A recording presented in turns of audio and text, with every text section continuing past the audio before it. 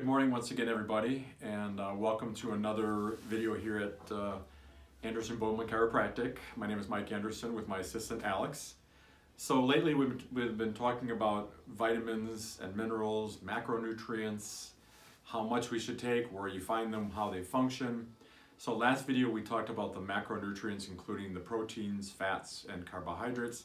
Today we'll talk about the micronutrients, which include the vitamins and minerals.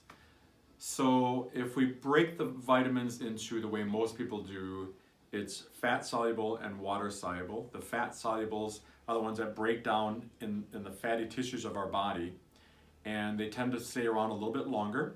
If you accumulate too much of them, it can become problematic for the fat-soluble vitamins. Water-soluble vitamins tend to leave our body fairly fast, and of course are broken down in water. So the main fat-soluble vitamins are A, D, E, and K. And so the primary function of fat-soluble vitamins, among other things, is to act as antioxidants. Now, a lot of people don't quite understand what the concept of antioxidant is. So when our body takes in chemicals, alcohol, bad chemicals, drugs, those chemicals go into our liver, and the liver breaks them down so that they are not so toxic on our system. And most of those chemicals that are broken down, then we're able to get rid of. Some of them become oxidized. In other words, the liver stabilizes them by introducing oxygen into that chemical, and that's a process called oxidation. But that remaining chemical is now called a free radical, and it's kind of a troublesome chemical in our body. That's why we want to decrease the amount of toxins in our body, because after the breakdown process in our liver, we end up with these chemicals called free radicals.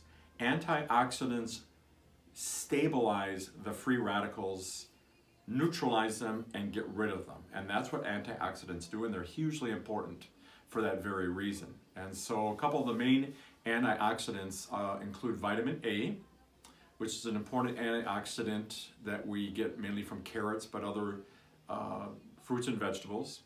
Vitamin A is important for eye health. So we talk about the retinoic acid, that's the chemical that's important for eye health. Vitamin E is a vitamin that's also a very good antioxidant, as is vitamin A, but it's also good for controlling inflammation in our body, which is a hugely important concept. So we see vitamin E in vegetable oils, nuts, and leafy greens. The next one is vitamin K, which we mainly get in the green veggies and the dark vegetables.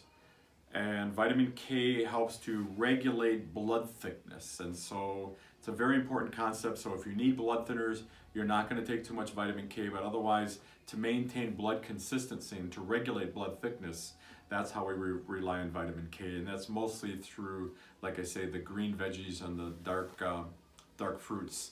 Most important fat-soluble vitamin from my standpoint is vitamin D, and you can get it in things like eggs and saltwater fish, but otherwise it's not widely available.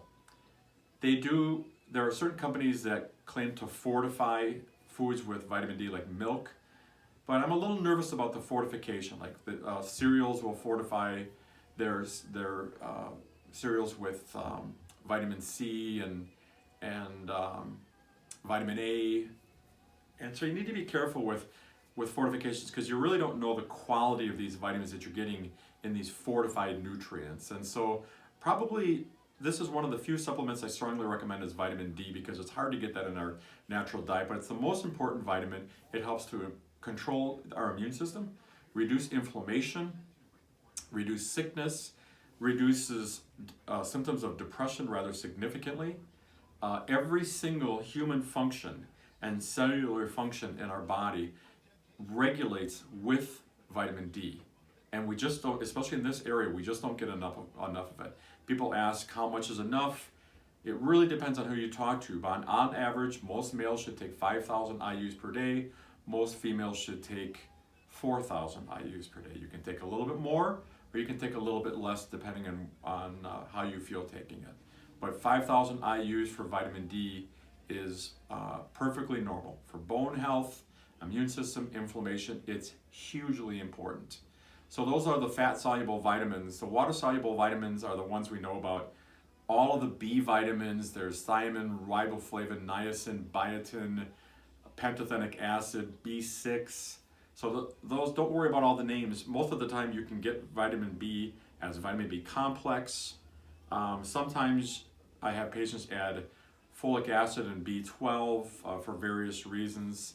A lot of authorities say that we get sufficient levels of B12 and folic acid, but particularly if you're a pregnant woman, you really should have a good amount of folic acid, and you probably are. But most of us should take an appreciable amount of vitamin D and folic acid, possibly in supplement form.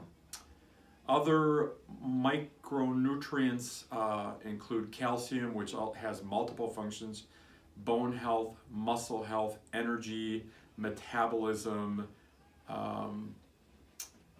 the nervous system function. So vitamin C is another great antioxidant, as we all know. It's available in fruits and vegetables, particularly tomatoes, broccoli, the citrus fruits. Selenium is another great vitamin that most of us should probably take supplementally. It's good for another good antioxidant, but also excellent for thyroid health. The calcium we should take with magnesium, which is also good for bone and muscle health. They tend to work together. Iron, which is available in lean meats as well as spinach, and it's a good energy producer by way of increasing the hemoglobin in our red blood cells. Very, very important.